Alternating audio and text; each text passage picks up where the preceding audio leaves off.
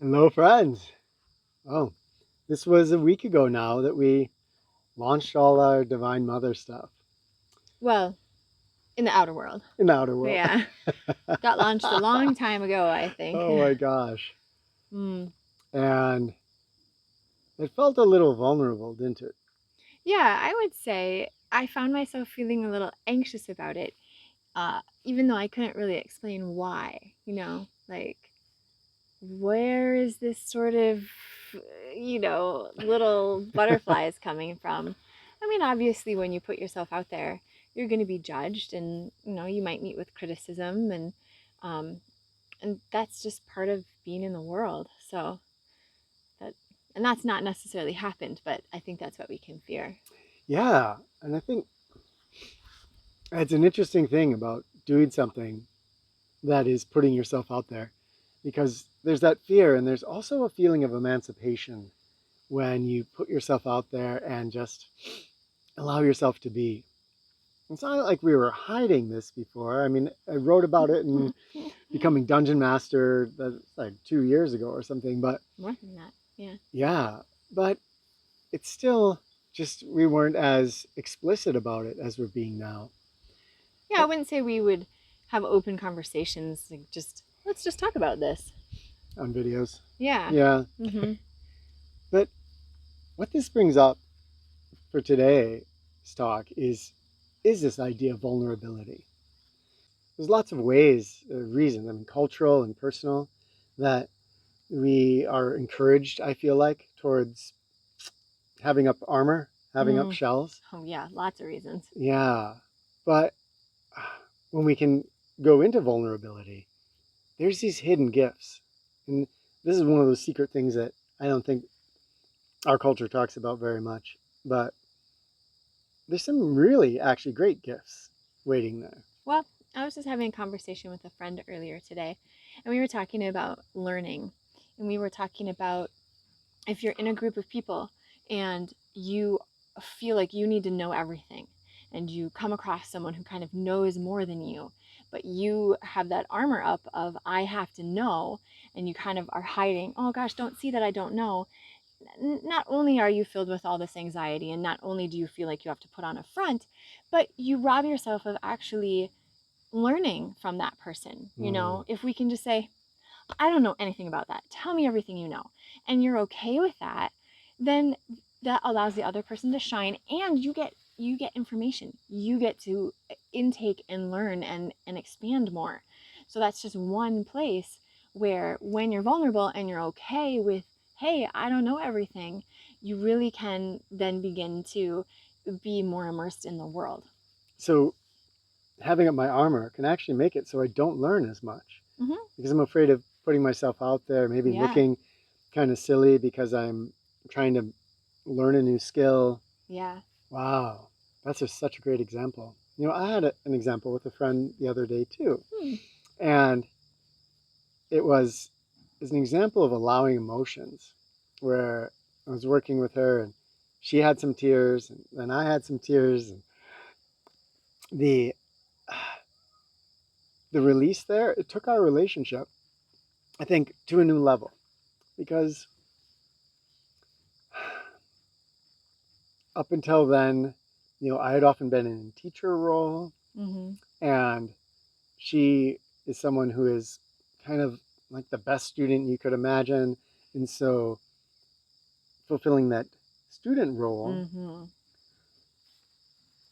but within those roles, there's limitations Mm-hmm. to connection. Yeah, well, I feel that whenever we meet someone, in some ways, when we want to have a deeper connection with them, we're looking for them to be vulnerable. And and Yeah. the funny thing is that that's the last thing that we want to do. Yet it's the first thing someone is going to be looking for in us.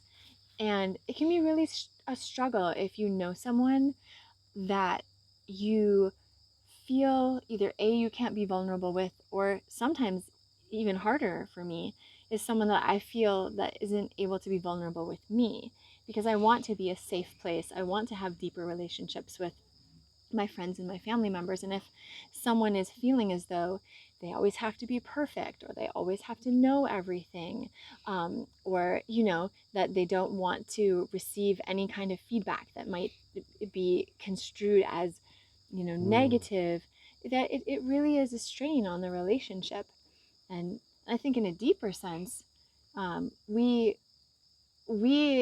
so for me, having Divine Mother in my life has allowed me to have a vulnerability with her and practice it with someone that I feel unconditionally loved by. So it doesn't matter what I do or how I am. It matters. How do I say this? It's not like it doesn't matter, but I can be seen how I am. I'm already seen how I am. I can't and do any hiding, and then that's allows me to go out into the world more and say, okay, well, if I can do that with her, maybe I can do it with people that I feel close to, and then Yeah. maybe I can just do it in general and show other people. I was at the bank the other day, and the teller was counting out cash, and it was kind of complicated. And I said, "Oh wow, I'm really glad you're here helping me." And she said, "Well, I'm glad you're here because I'm just a human being." And it felt nice, just this kind of vulnerable. I'm not perfect. None of us are perfect. Yeah. Yeah, I think when we talk about being immersed in prayer with Divine Mother, we're thinking about somebody that loves us unconditionally. And unlike a human, maybe isn't going to go blab your secrets to other people or be gossipy. There's uh, this it's a secure place to practice vulnerability. Mm-hmm. Maybe before we start practicing it with other human beings, that can feel a lot more threatening. Mm-hmm. But you're so right. I mean, when I was talking with my friend, she was saying, I recognize that it's a gift when I'm vulnerable with other Mm-hmm. people. Yeah. It's what they really want, is to be able to have that deeper Yeah. connection. And so, but for her, seen often as kind of a pillar in Mm-hmm. her social group. Mm-hmm. And I think that's maybe something that affects us a little bit too. Mm-hmm. Then you can get worried about other people. You can think, is this gonna, if I show emotion, Mm-hmm. if I show vulnerability, are they gonna feel less secure in their lives because I'm not being this rock for Yeah, them? yeah, that can be a really huge problem as a parent. Parent, yeah. Yeah, yeah. I'm sure women experience that, but also men, you have to really make sure you know what you're doing to be able to face anything. And I mean, we all experience it. So I'm not trying to pinpoint anybody. We experience it in different ways. But then the problem becomes that we lose out, Hmm. we lose opportunities. And the thing is, here's the funny thing: if you're vulnerable and you put yourself out there, and I'm not talking about sharing your gushing bleeding wounds with someone you don't know, we need to be vulnerable in the right ways with the right people. But if you put yourself out there in certain ways, maybe you write a book, or you share some music you've written, or a creative concept at work, and you know there's going to be pain sometimes. Hmm. There's going to be rejection. There might be even mean-spiritedness. But that's there anyway. It's there if you're vulnerable or you're not. So why not take the path of vulnerability? Understand that it will come with struggles, but it does anyway. And that sometimes those struggles you share with your partner, hey, I'm feeling really vulnerable. And they just like, boom, you know, kind of blindside you with something. And you think, oh, I was just vulnerable with you and you just like totally ate me for breakfast.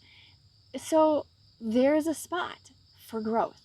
Hmm. Okay, if you never said anything, they never said anything back, how many years would you go on not having conversations that could make your relationship deeper?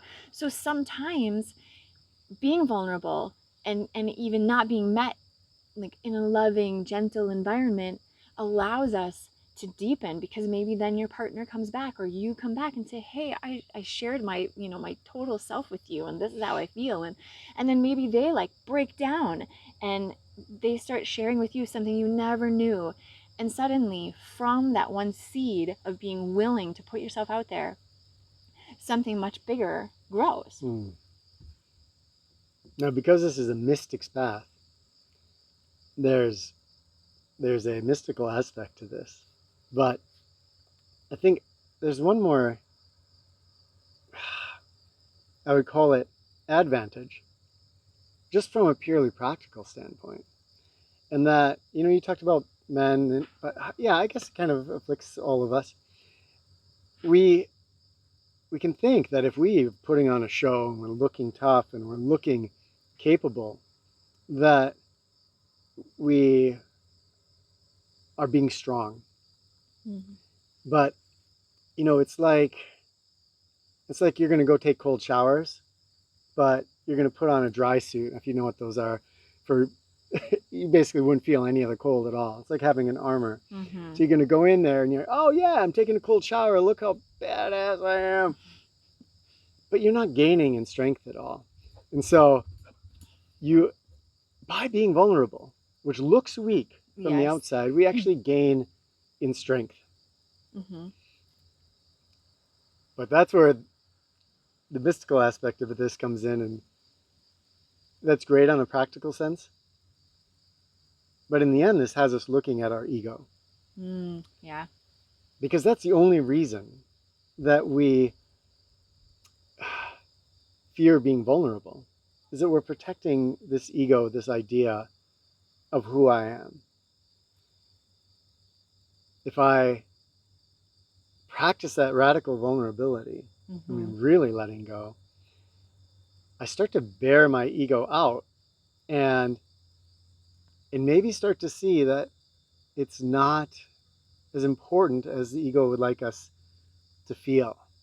And that's where we can start to maybe feel our first connections with Divine Mother, with a unity with Divine Mother, with the world, with the crickets and the birds, as we release that armor and that shell. This gave me a thought while you were talking, because I think that what you're saying is really, really important. And the deeper part is the connection that we feel when we let that go. Because I think actually one of our deepest fears as well is that if we're seen for who we are, we won't be loved. And if we're seen for who we are, we will be cast aside. And I think as a species that needs kind of community for survival, being outcast is the worst thing that you could possibly do. And I mean, that's like, think about primitively, kind of that equals death in a way, not necessarily for everyone, but in general, that's the feeling. And so I think the fear of being vulnerable is the fear of not being accepted, and the fear of being not loved, not cared for, not a part of things. But as you say, when we let go of the armor, we start to realize that we are accepted by more things than we could possibly imagine, and especially by Divine Mother and all of the things that she's manifesting as. We become a part of the whole, and we're this beautiful, part of the whole harmony of the world. And then you can't feel so scared of being cast out. You can kind of see how the whole game works.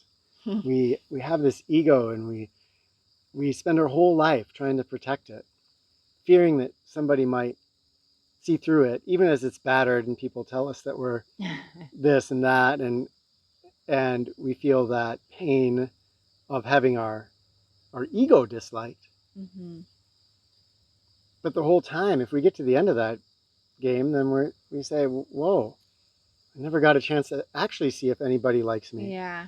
All I had out there was my ego. Right. This was so silly.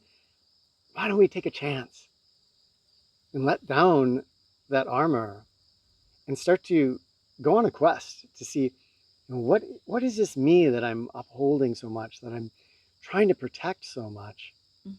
And is there something beyond that? And what is it? Good questions. Yeah. you should share with us your thoughts about this and how vulnerability serves you, the benefits that you found of being vulnerable. And yeah, and what is it? What is it that's there behind the veil? It's always fun to try to talk about these things that language cannot capture. But I know some of the people that we have watching have had mystical experiences Mm, or have, yeah. And so there might be some fun dialogues that go on there as we delve into this a little bit deeper. But yes, please share. And remember, if you are just seeing this on video or you're here for the first time, divinemother.love, go check out our website. And there's more ways to get connected there. I have a little bit of a challenge to throw in at the end. Ooh, And that's what I yeah. think between this message and the next message that you watch, which hopefully will be the one next week after this one, that you make for yourself a plan of being vulnerable with somebody at least one time. And by that, I just mean, it could be a safe place. It doesn't have to be a stranger, someone that has earned your vulnerability, and just see what it feels like. Just go into it almost as a kind of, I like to sometimes think of myself as an investigator, maybe Sherlock Holmes, or an experimenter, and say, okay, this is the place I'm going to be vulnerable. And then I notice, and I think, oh wow, I'm being vulnerable, and what's happening? And you know what, who knows what will happen, but it'd be really fun to hear about those experiences and just to try it on a little bit and see if it makes a difference. That's So that's my beautiful. little homework challenge for the week. And if that is just too scary, or you just don't have anybody in your life that Mm, you feel you can be vulnerable with, then try prayer. yeah. Try praying to Divine Mother and just somewhere where you're private, no one else can hear you, Mm, and just unload and share everything that you're afraid to share, and hmm just see how that feels. yeah, Sometimes just voicing things out can make such a difference. so true. Share with us if you take on this challenge. Yeah, excited to hear about it. Love to you all.